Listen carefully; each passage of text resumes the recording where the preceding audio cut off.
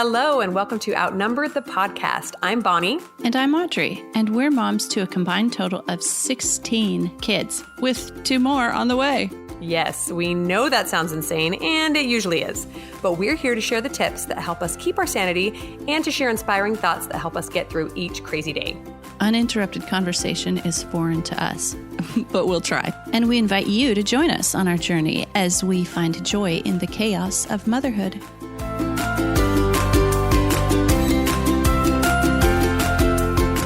Hello, and welcome to episode 19 of Outnumbered the Podcast. Just a little heads up before we start today, where our topic is something that you might want to wear earbuds if you normally listen with children in the room, and if you are not yet ready to talk with them about the birds and the bees. It's very clean, and we have a lot of great information for you, but just wanted to give you that heads up before we begin. So pause here, grab a pair of earbuds if you wish, and we'll talk to you in a sec.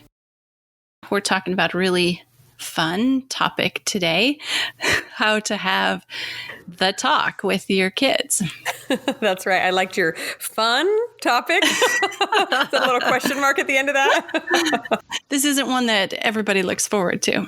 Right. Very loaded topic, can sometimes be kind of emotional, sometimes kind of embarrassing, but we are going to take it down to brass tacks for you guys, talk about our experiences, why it's so important to have this talk. We're talking specifically about talking about sex with your kids, and how to best do it and keep those lines of communication open. So before the humor segment this week, we wanted to start by sharing a review that we got, and we'll do this every once in a while. And we'd love it if you guys would leave us a review on iTunes. It really helps other people discover the podcast too. So you can leave a rating. That's, swiping across the stars. But actually, writing a review helps other people find us on the podcast. So we really appreciate when people do that too. So this reviewer said, this week's topic was one I didn't really think I would be interested in, but the topic was picky eaters. But after 30 seconds of listening, I was hooked. They said, you two just are having so much fun together. I love to listen every week. So thank you for that nice review. Yeah, that's nice. Okay, so leading into this week's topic, we are going to start with a humor segment. So we have had a couple of these talks around my house. So my 3 oldest, we've had the official sit down, explain the birds and the bees, all the things. And a couple of my other ones were still just prepping because they're still young. But my oldest daughter, when we explained things to her, she had way more questions than the boys, which kind of caught me off guard. But I was like, okay, this is good, opening up communication, whatever. And so every now and again, she'll still just go, Mom, I have another question about that, this and this and this, And one of my favorite questions that she asked was this. She said, I'm just a little bit concerned about when I get married and sex. I said, why? What's the concern? She said, I'm just really nervous that I'm going to want to have babies and my husband is not going to want to do that thing. And it just caught me so off guard. I thought, oh, well, that's a cute concern, but I don't think it's going to be something you're going to have to worry about, honey. But what if, Mom? I said, well, you can cross that road when you come to it. Have your kids said anything funny to you regarding it, Audrey? Oh, yeah, we get lots of good questions. Maybe I'll share one later after we each share how we give our kids the talk or how we go about it.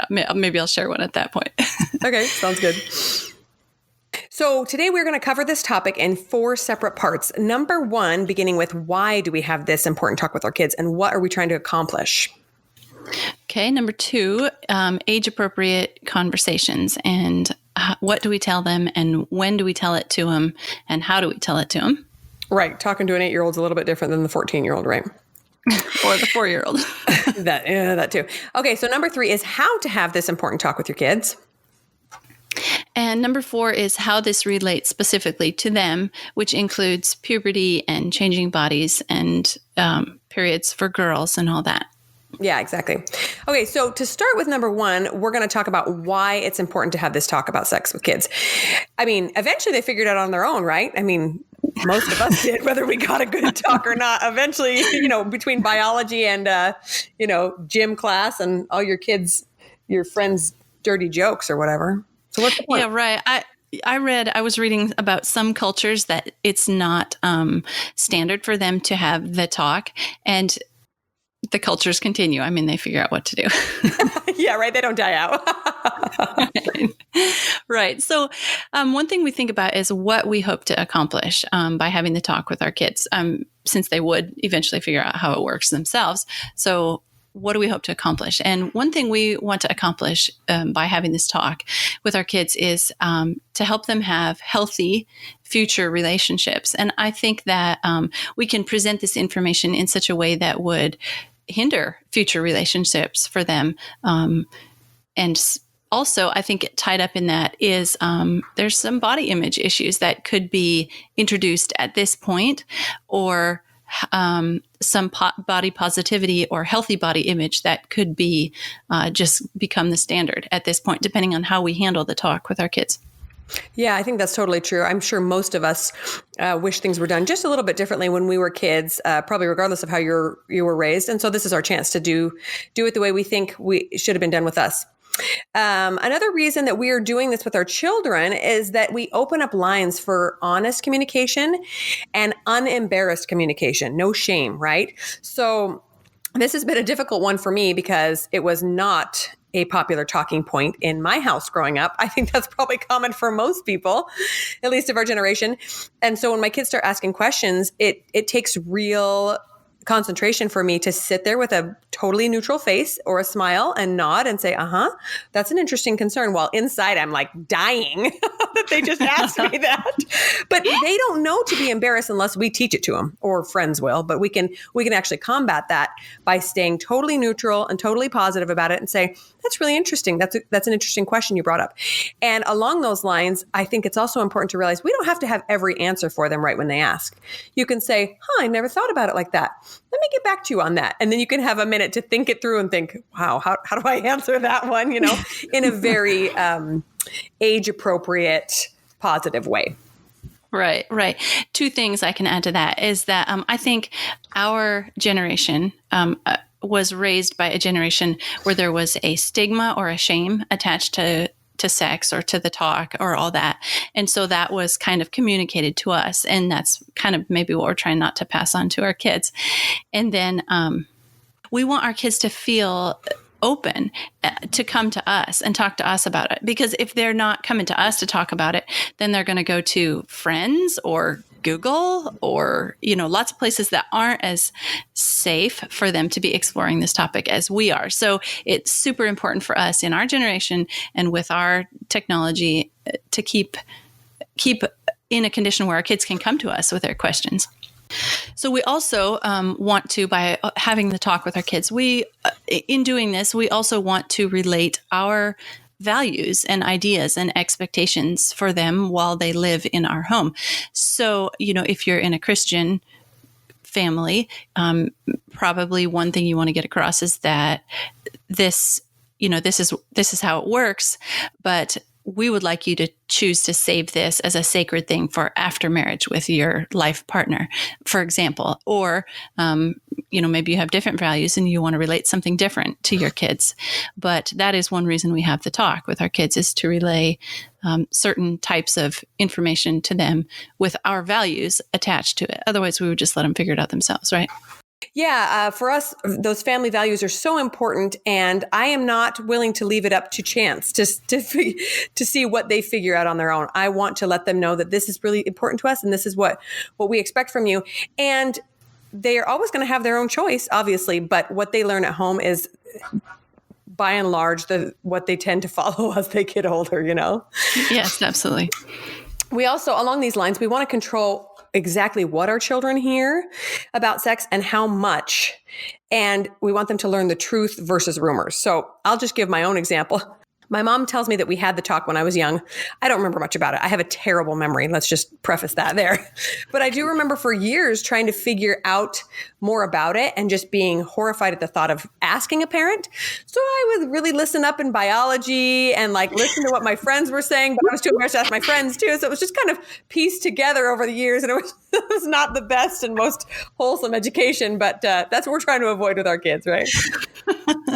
Right. I remember at a summer camp, a friend, or just after, at night, that people would tell jokes, and the jokes would have a sexual connotation, or they would be outright sexual, or, jokes about a mommy and daddy. And I'd be like, oh, some of this information is new, and I didn't know this before. You're gleaning everything you can from every joke. Yeah, but I also didn't feel like I could talk to my parents about it. Like I said, from our generation, there was a lot of shame and negativity around the topic when it was talked about. And so we do try to do this in a very open and positive way. So our kids feel free to come to us, again, with any questions. You and I didn't have the internet when we were learning about this topic, but our kids do. And that is really an unsafe place to learn about it. Absolutely. I'm telling my kids all the time, please don't Google things. Please just ask me. If you need to look something up, we will do it together. Yeah. Yeah. And along the lines of shame and negativity around the topic, we need to make sure that we're not passing on whatever issues we may have picked up along the way, right? So embarrassment we talked about, shame we talked about. And it's difficult because for those of us that have really conservative values, we might want to be very picky about how we talk about sex and when and where. But the important thing is to give them knowledge along with your set of standards, right? So, for example, one thing that I experienced a lot as a child was if we heard any innuendo or whatever on TV, that immediately the show was shut down and we don't listen to that kind of thing, which is fine. You don't want your kid listening to, dirty jokes all the time. But I then came to associate sex in general with that negativity and that shame, instead of saying, oh, that's something sacred we're not going to laugh about, right? Instead of keeping it positive and light, it's really easy to drag it into that shame side of things. And that's where we do some damage sometimes. So just to really stay positive and upbeat about it. Right, exactly. And I think this is what we talked about earlier, like just a little bit of talking about healthy relationships in relation to this. Like, so if sex is a very negative, shameful, embarrassing topic before we're married, how can it be a healthy, positive, pleasurable topic or event after we're married? Like, just suddenly because, we've said some vows, the switch is flipped? Or does some of that negativity and shame, embarrassment, all that, does that come with us into the relationship and make the relationship more difficult? I think for me, I've experienced some of that. Oh, yeah, absolutely. I totally agree with that. Yeah, that's absolutely true. And those healthy relationships are what we want all our kids to end up with, right? An interesting fact is that many conservative parents don't want to talk a lot about sex with their children, or especially talk positively about it, because they think they might stir up some curiosity or get their kid a little too interested, and then they don't, end up staying chaste or whatever the parents' code of conduct is. But in fact, the research has shown it's the exact opposite, that the kids that don't get talked to and the kids that have shame or embarrassment around it tend to be more sexually promiscuous because they're curious and they want to know. And our bodies are naturally going to teach us about sex, whether we like it or not, because we're these sexual beings that are designed to procreate, And so if we don't give it to our kids early on in a positive, uplifting environment, they're going to seek it out somewhere else, and it's not going to be positive and uplifting, that's for sure. Yeah, that's a fascinating study to show that, because if sex is presented in a very positive way and as a sacred thing, I think that it can be upheld as something to be in a positive light, looked forward to in the appropriate situation. And it can be like none of the negativity has to go with it. Right. Well, and on the opposite side of that, okay, so let's say that your standards aren't the same, or you do have a kid that doesn't follow through with that and ends up being promiscuous as a teenager, how is that going to make them feel if there's been nothing but shame and negativity surrounding it for years? You want them to always feel comfortable coming to you. And if they are going to have sex young, to talk about it and to be practicing safe sex and to be able to come to you and acknowledge that things didn't go the way you wanted them to, but this is where they are, right? Yeah, that is absolutely true. Like future relationships between yourself and your child. Yeah. Are determined somewhat by how you handle this conversation. Yeah, for sure. Mm-hmm. Okay, moving on to number 2, age-appropriate conversations. Because whether we like it or not, our kids are sexualized at a very young age due to the internet, but also billboards and magazines and other kids who have been sexualized at a very young age. Even, you and I homeschool, so they don't get sex ed in school, which I hear is starting at younger and younger grades. But they are around kids who do get that information a lot younger. So we have to talk to our kids have some conversations with our kids, maybe younger than we would like to, and what is appropriate for what ages. Yeah, I agree. I've been kind of bitter about this in recent years because I feel like the world has created such an environment that I have to talk with my children at an extremely young age about the dangers of pornography, of sexual abuse, of predators, of these things that my 3 and 4-year-olds should not need to know about. But I have to teach them in order to keep them safe. But what it does do is it opens up the dialogue early, right? And you can talk about these things early, hopefully, and positively. And then when they are mature enough to get the actual talk about sex and how it relates to them and their own bodies, then they've already been prepared. Sure. And if you have been talking about it for years, it's not an awkward conversation because you've already been talking about it for years. Yeah, exactly. One of the most important things to talk about to those younger kids, maybe even the most important, is the difference between safe and unsafe touching, or appropriate or inappropriate touching. And kids as young as 3 or 4 who know their body parts can understand this. And to talk about things like, Mom and Dad touch your bum when we need to clean you off. Grandma sometimes helps with this. Sometimes the babysitter does. Is this okay? Is a neighbor okay? Is the doctor okay? If mom's there, etc. So you can come up with your own rules for that. But we do have some resources towards the end that can help you out with that as well. It can be a tricky thing, and it's often something that parents do not want to approach because that means that we're all of a sudden thinking about the potential of our children being sexually molested, and nobody wants to think about that. But the fact of the matter is it's happening, and it's happening to kids everywhere, and it's happening to kids via people that they know and trust. And so if our kids aren't prepared, they stand a chance of being a victim. Yeah, that's very sad, but true. And we do protect our kids when we're with them, and we have instincts when we're with our kids about who's safe and who's not safe. But our kids go into, especially, of course, kids that are public school, but our kids, they do go into situations and places where they're not with us. And so, and like you said, it usually is people who they know. It's pretty rare that a kid would be molested by somebody they'd never seen before. It usually is someone who has cultivated them, as sad as that is. Yeah. Okay, so the actual talk, though, what age do you think is appropriate for having the actual talk? What's been nice for our family is that I've been pregnant for so many years that we're naturally talking about babies and pregnancy and all these things. So my kids, it's not like any of the talks come out of nowhere. Most of the time they've asked questions before they're ready for it anyway, like, well, how does the baby get in there? That sort of thing.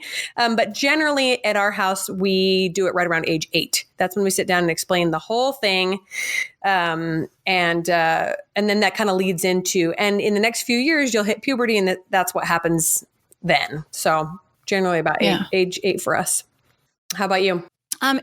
It's about the same for us. A little bit different because we do have farm animals. And so I guess this is going into part 3 here, but farm animals, it brings the talk into everyday reality. Like sex is just, we have goats and cows and they're dairy. No. And they have a lactation cycle, which doesn't continue without breeding. So new life going into them and coming out of them. And then you get milk, and we raise rabbits for meat. So all that, it's just kind of a natural part of farm life. And so kids know the basic functions of how it works from a very young age. I mean, as soon as they're out helping do chores. So 4 or 5. Yeah. and they see that. But it doesn't, all that doesn't include humans, of course, and it doesn't include our values or our thoughts on the topic. So if I feel like our kids don't have an inclination of how it works for humans, then, around 8 or 10, we kind of introduce the idea of, did you have any questions about, what it's like for humans, or, that humans are the same thing. But again, for us in our family, it's been, mom's been having a baby for quite a while. And yeah. And so, and then also having older kids and younger kids, our family's quite spread out. I know that a couple times teenagers have come to me and say, hey, did you know that so-and-so younger kid has asked me a couple questions, and maybe you need to talk to them a little bit about this. So. Well, that's neat though, that your younger kids feel like at least they have a sibling they can go to. And they feel, there's enough trust there to ask some questions they might feel a little bit awkward about asking you. That's cute. Yeah, that's exactly right. Yeah. Okay. So that leads us into part 3, which is having the talk. And we're going to explain just a little bit about how we do this. So in our family, we've tried a few things. Again, we've only done it with 3 kids because those are the only ones that are over 8 right now. But generally, I try to make it a pretty relaxed environment, and I try to do it when we're engaged in something else. So on a car ride, or if we go out and have some ice cream, or we're shopping or something where it's a relatively private situation, not in the middle of a crowded food court or something. But also if it does make my kid feel awkward, he can look away and not feel like I'm sitting there staring at him in the eyes, because you just never know. Each kid reacts so differently. Like I said, my boys have been a little on the standoffish side and just kind of go, oh, that's weird. And my daughter was just all in. Oh, really? Okay, that's interesting. What about this? What about this? What about this? So to just be prepared to sit and listen and ask questions or answer questions if you need to, but also to not make it too intense for the first time. It should just be an opening of communication and not like a one and done deal. Right. Absolutely. And so because it's a kind of a natural part and they see it happening and ongoing, then like every once in a while they'll have a question. So like we'll be out and we'll have, maybe just put the female rabbits in to visit their husbands, and then they go back. And I remember one time, okay, so here's my humor segment. I remember one time, I don't remember which kid it was. Good thing for them, because I know they listen to this podcast. But one of them said to me, so Mom, I hope it's okay to ask you this, but like, does Dad jump on you the way that the boy rabbit jumps on the girl? You're like, I hope not. You're not a very big person, Audrey. Because the rabbits can be a little bit rough about it. I mean, sometimes. And so then, but that's the point where you don't laugh and you don't ridicule them for it, and you don't, belittle them or make fun of their questions. You can laugh about it later when you tell your husband. Exactly. And to really appreciate their innocence. And you say, that's an excellent question. Sometimes the animals act a little bit like animals, right? They're wild and crazy. Yeah. But, and then that brings up an important part. When talking about sex with our kids, it's very important that we don't leave out the emotional aspect. And sometimes with younger kids, they might not be ready for that. But I love talking to my kids about how it's a huge part of connecting with my husband. And obviously, it's up to you how much you share. But I think it's really valuable that they realize it's not just this purely physical thing like with animals, that it keeps us connected emotionally. It helps us show love to each other. And that it's this wonderful thing to look forward to. Yes, absolutely. I know that with my teenage daughters, I've let them read some of the marriage help books that I've read, and just to get them the perspective on how different it is for humans than animals. Yeah. I wanted to share how we've opened the conversation with a few of our kids. I think that that's really awesome that you guys have the farm life to open things up. And actually, the first time I talked with my oldest, it had to do with chickens as well. He had actually asked, how come some eggs are eggs and some eggs are baby chicks? And I was like, that's a good question. Good. And we actually looked it up together. We looked up the life cycle and we looked up how they copulate and all the things, which I did not know myself because I'd never had chickens. And it was a really great experience. It was a part biology lesson and part having the, starting the talk. And I also feel like it's important to say that we don't need to offload all the information at once. Sometimes, like we said, just a 5-minute quick little conversation about something that they're asking questions about is perfect. And then maybe in another couple of months you say, hey, remember when we were talking about that? Or another topic comes up, we can say, yeah, that's related to what we were talking about with the chickens. Remember, humans do that too. But there's a little bit more of an emotional aspect, et cetera. And then that can lead us into talking about puberty. Like I said, pregnancy is a great way to open things up. In fact, if you've ever been pregnant, you've probably had a toddler ask you, how did the baby get in there? or something equally awkward that you don't know how to answer to a 3-year-old. But again, but that also applies to 3-year-olds. Don't feel like you have to spill all the beans at once. You can just say, oh, daddy helped me get it in there. Moving on. Yeah. And usually that's just enough for them. Right, exactly. I think that for us, this whole sexual knowledge has been a journey. Like we didn't get it all at once. We certainly didn't get it when our parents gave us the talk, but obviously some of what you and I are saying is that we have learned and we have read books and we have grown and we have changed. And so giving them all the knowledge at once, like it wouldn't even be helpful to them. So that moves us on to part 4, which is how does having this talk with them affect them now and in the future? Right. So for them, the way that this is going to affect them first is puberty. That's the beginning of their sexual journey, when their bodies start changing and they start maybe experiencing some of these sexual feelings or thoughts. And anyway, their physically changing bodies can be scary without prior knowledge. Right, exactly. Something that my husband has taught me about teaching the puberty aspect to our kids that I've really appreciated is to make sure that you do it with just a little bit of humor. So like you say, it can be a little bit scary. And this was also a really freaky thing to talk to my parents about. My mom, let's be honest, my dad and I never talked about any of this. But, for example, my husband will joke with my boys, well, when you're a man like me, you'll get some armpit hair and then you'll know you're really a man. And we all kind of laugh, ha, ha, ha. But it prepares them. They know what's coming and they know not to be embarrassed about it. They know that that's just a fact of life. And soon I'll look like my dad and the girls will look like mom and that's totally okay. And so I've really appreciated that insight that it's okay to joke a little bit about it. It helps keep things light. Yeah. My husband's really good about having humor too in the changing body thing about, like when their voices start to change, and give it enough teasing to make it fun, but not embarrassing. Exactly. Same thing with a developing girl figure, Yes. And that's a tricky one, especially for moms. I think it's hard for us to watch our girls grow up. I think, at least for me, more so than my boys. I don't know why. It's just like, oh no, I'm not ready for this. But that brings us into specifically talking to girls about puberty. That's a big one because number one, our society sexualizes women's bodies about 1,000 times more than men's. And so I think maybe that's why it is harder on parents to see their girls grow up, because all of a sudden we see maybe what strange men might see, that your daughter's developing breasts and hips and all of a sudden you're afraid for her future and you want to protect her, right? And sharing information about menstruation and the potential to get pregnant, all those things, they're really loaded topics. But one thing we did want to mention regarding this aspect is whatever we share with the girls, we should also share with the boys.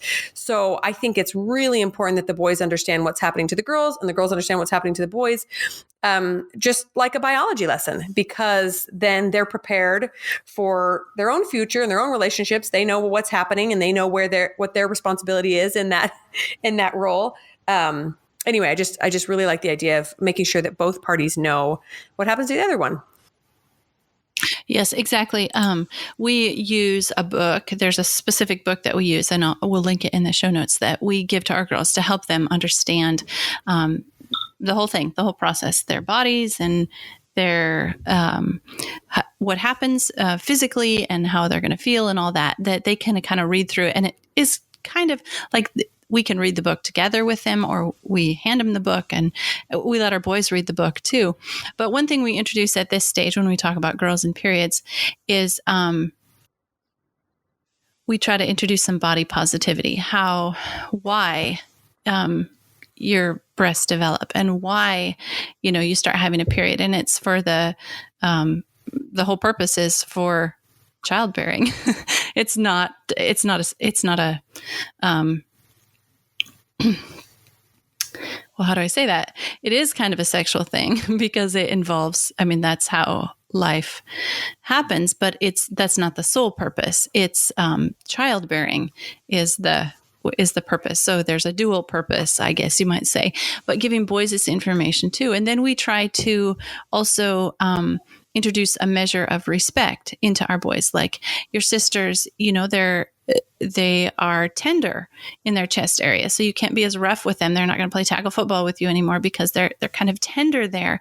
And that's so that, their bodies are changing and developing so that someday they can bear children, and you need to respect them for that because that's a way that your body doesn't change. And like, you can't ever bear a child and nurse it with your breasts. And so that's something that you really need to respect in your sisters. Yeah, I really like that. It just helps both parties grow up with a better appreciation of what their bodies are made to do and how they need each other for it, right? And I like that you said that really sex is related to every aspect of our bodies and who we are. And so trying to deny that ends up just kind of coming back at us, right? The trick is to do so healthily. And I think in our society nowadays, they really like to separate sex from families, right? Sex is all about pleasure and my own personal pleasure and not worrying about anybody else or the consequences or anything else. And I don't want my kids to grow up with that attitude. I want them to grow up to realize that their bodies are amazing, miraculous things, that they are designed to create babies together with another person that they love. And it is a miracle and it's wonderful and it's to be used in specific circumstances, right? When they're ready for the consequences that come. And by separating those things, the childbearing from the sex, I think really can end up with causing some harm. Yes, exactly. And then moving on to boys and their development. This isn't quite as dramatic change as a girl getting her period. Because it kind of seems to come slower. Their voice, they don't wake up one morning and have their voice suddenly change like a girl wakes up one morning with her period. Or, in one day gets her period. But boys, they develop slower, but still it's, we introduce it we talk about it in the same way, why their bodies are changing and developing. So it is for the purpose of not childbearing, but child procreation. Yeah. And that they're changing and developing too and becoming a man. And my husband's really good at being an example of what a man is and what it should be and something that they look forward to, my boys. But then we also like to give that information to the girls too. Like, your brother is changing in ways he's getting hair on his chest and you won't. Maybe, hopefully. I'm sorry. Oh dear. Are we going to offend somebody if we don't edit that out? Maybe just say or a little less. Yeah, somebody's going to say, I could still be a woman with hair on my chest. Whatever. Anyway, and we teach our daughters to respect the ways that their brothers are developing into men too. Yeah, I love that. I think lastly, the most important thing is that when we talk about sex with our kids, we're teaching them respect, we're teaching them kindness, we're teaching them awe, and we're teaching them love for their bodies and the bodies of those around them before the world can poison them. And the world does that in so many ways. And like we said, teaching pleasure over unselfishness, in teaching that sex is the most important thing. And so being able to instill that beauty and that love for bodies in our kids first thing is a great privilege. It really is. Yeah, I loved what you said about the connection between sex and childbearing, procreation, because I think it's a very intentional, targeted separation of them in the news and in the culture that we live in today. So if we can make a very strong connection for those two between those two for our kids, I think we're setting them on the right track, really. Yeah, I love that. I love that. Yeah, so we're going to wrap up with our recommendations for this week. I recently got the books Good Pictures, Bad Pictures, and this isn't specifically sex related, but more about pornography. And you may have heard of these books before. I'd heard of them for years. Lots of my friends have used them, and I love them for starting the conversation, especially really young, about protecting our kids sexually. They have both a junior version, which I think is for kids 4 to 7, somewhere around there, and then the regular version is for kids about 7 to 11. And it is just so well done. It talks to them about how their bodies think and feel, and that if you see a bad picture, specifically pornography, that you might feel good feelings or you might feel ashamed, but this is what to do and this is how to protect yourself. And anyway, highly recommend both of those books for your kids. Okay, and my recommendations are 2 books that I talked about previously that we share with our daughters to help them get to know about their bodies better and about what happens to them as they go through puberty. The first one is called The Care and Keeping of You, the Body Book for Younger Girls. And the second one is called The Care and Keeping of You 2, the Body Book for Older Girls. So you can look at the age requirements on those. We have those linked in the show notes and see which one might be better for your daughters. Again, my daughters just found this really helpful, informative, almost scientific way to look at their bodies and what was happening. Okay, so that's it for this week on the topic of having the talk with your kids. Good luck, and it's a very positive thing that you are doing for your kids when you have the talk. And even if you're uncomfortable with it, try not to pass that discomfort on to them, but make it an open conversation that they can come to you and talk about. Yeah, I think it'll pay off. Thanks for listening.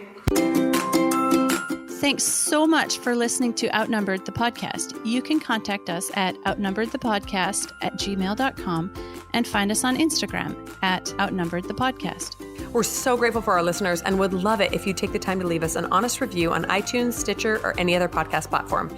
And don't forget to share the podcast with your mom friends. Can't wait to talk next time. Bye.